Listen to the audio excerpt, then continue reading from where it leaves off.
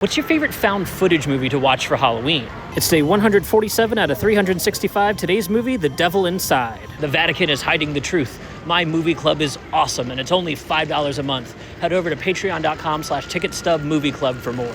This one's directed by William Brent Bell and stars Fernanda Andrade along with Simon Quarterman. Let's dip our toes into 2012's found footage craze. I unironically love this genre. I think it gets a really bad rap from cinema snobs that are, let's face it, kind of mad that the everyman now has access to making feature films and we can make successes in our backyards, basically. You and your friends could become part of cinema history by taking a couple weekends to put together a found footage horror movie. They're inexpensive, which makes the barrier to entry that much easier to deal with. There's just a lot to love about this genre. And when things like this make it to the theaters and make the kind of money that movies like this and Paranormal Activity did, I think it just goes to show that this is just an evolution of the genre. And I'll put a found footage movie up against an AI movie any fucking day of the week. This movie's no slouch either. On its teeny tiny budget, it made over 100 times what they put into it. And that's fantastic. I went to see this one with a bunch of friends and we were churchgoers at the time.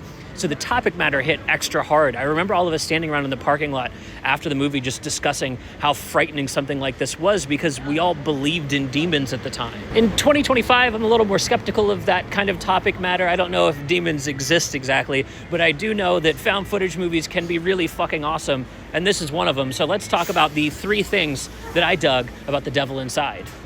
The first thing that I really dug about this movie is a daylight horror scene that happens towards the end of the second act. Now, daylight horror is something that we've come to really appreciate after movies like Midsommar, but this movie was doing that a long time before that, and I'm specifically talking about the christening scene. There's something about that scene that is just so visceral and real. You don't have to have a demon or a poltergeist on scene. Just someone that is possessed enough to hurt a child is enough to send me up the wall.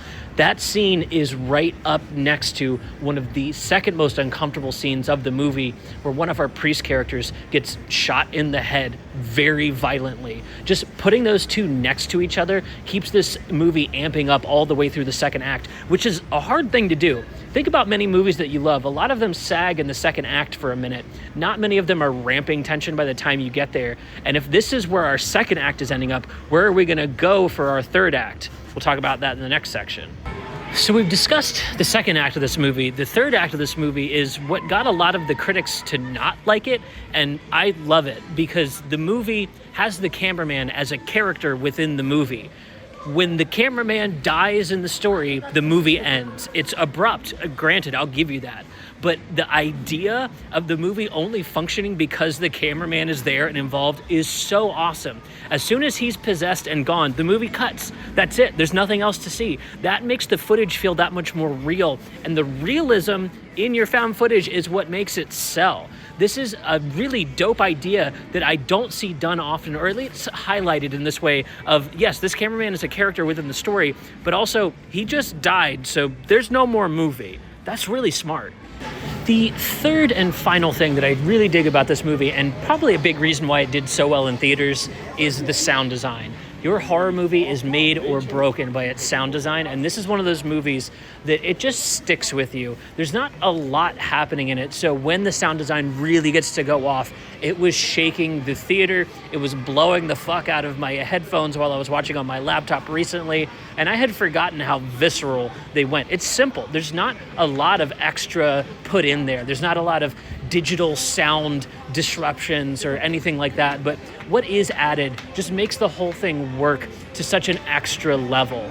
This is what separates it from being a movie about mental health into being a movie about possession. It wants to toe that line, but it wants to be very clear that the people that are on display in this movie are under the power of something otherworldly. It is jumping bodies. This is borderline sci-fi if you decided you wanted to see it that way.